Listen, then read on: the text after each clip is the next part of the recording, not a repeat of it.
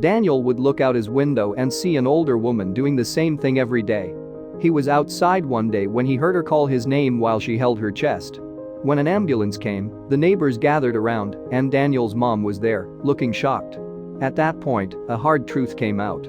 On this dull afternoon, Daniel could only see the leaves of the trees slowly moving in the wind. He had nothing else to look at. He sighed as he moved a toy car back and forth with his elbow on the windowsill. He sighed again and said, "I wish I had friends." Hannah, who was a single parent and had to work a lot, left him alone at home when he was 11. Thanks to her hard work over many years, they lived in a nice part of Florida. When Daniel was only a few months old, his father left, and they had no one else in the world. The boy, who was about to turn 13, often thought about what it would be like to have a big family. He often wished he had some friends, but most of his neighbors were older, and there weren't many kids on his street. He had a few school friends, but he never saw them outside of school. When he got home from school, he would eat a sandwich, do his homework, and then spend the rest of the afternoon watching people outside. One day, he saw an older neighbor sitting at her own window and looking out. On that day, he smiled at her, and she smiled back. But that was the only time he talked to another person in that area. Today, that woman was again sitting on the window ledge. Daniel thought she might be reading, but it was hard for him to tell. He finally let out a sigh and got away from the window. He told himself, "I'm going for a bike ride."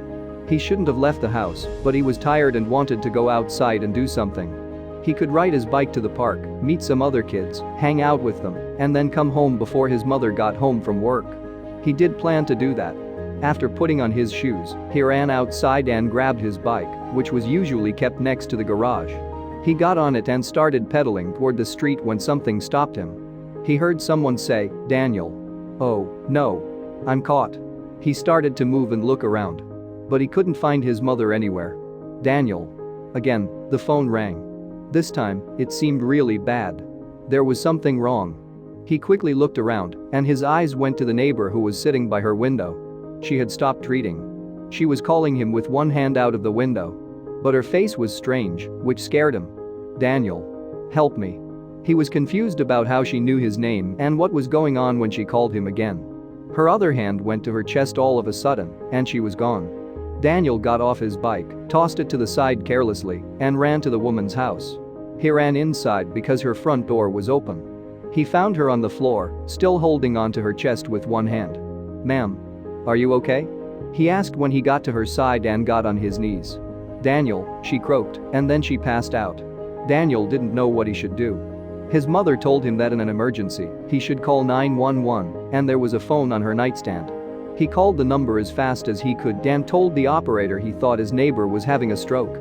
Time seemed to move more slowly than ever, but when he heard the repeated sounds of an ambulance, he went outside to show the paramedics how to get to the older woman.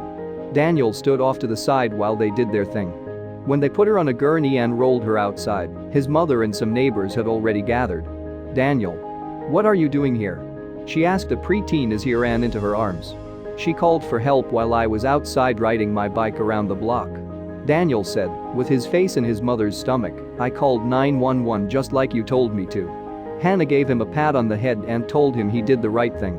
But when his mother took a quick breath, he moved away and looked at her face. She was watching as the emergency workers put the gurney into the ambulance. Daniel could see that the older woman had come to and was looking right at them. He asked his mom, "What's going on?" She fumbled. "I think we should go to the hospital," she said.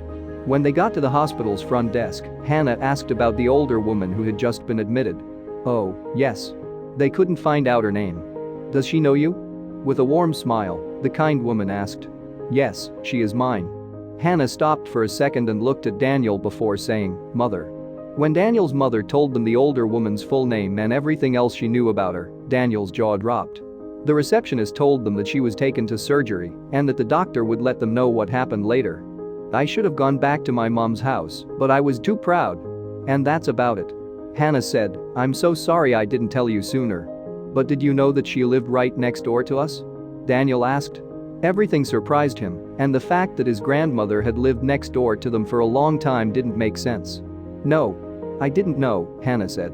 Her face moved up and down. "That's something we'll have to ask her about. My name was called."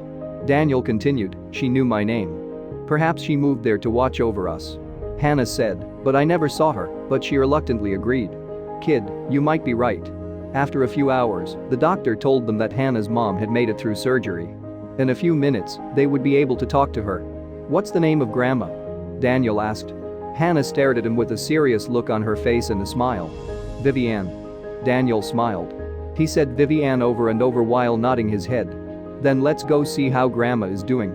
Vivian was doing fine, and they started crying, saying sorry, and promising to do better in the future.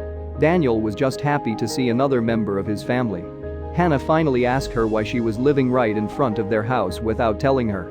From her hospital bed, Vivian could only slowly shake her head and say that she just wanted to be there for them. She hid on purpose so Hannah wouldn't notice she was nearby. But she looked out for Daniel all the time. A mother never stops trying for her children. No matter what, I should have tried to get in touch with you sooner, she told them. And that told them everything they needed to know.